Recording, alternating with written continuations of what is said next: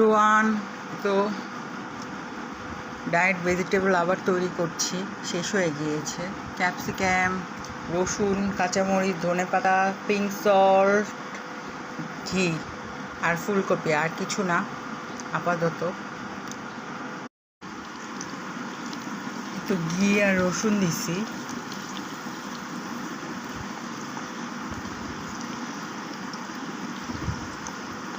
রসুনটা একটু ব্রাউন হইলে, ব্রাউন না জাস্ট কিছু হইলে দিয়ে দেব, অ্যান্ড ভেজিটেবলটা অ্যাড করি।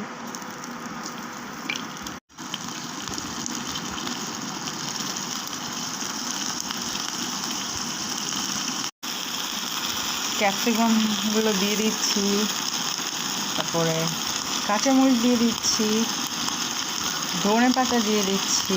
এই তো ভেজিটেবল রান্না শেষ। সবাই একটু সাবস্ক্রাইব করে দিবেন, ইউটিউব চ্যানেল থেকে দেখে থাকলে, ফেসবুক থেকে দেখে থাকলে লাইক অ্যান্ড ফলো করে দিবেন। Thank you.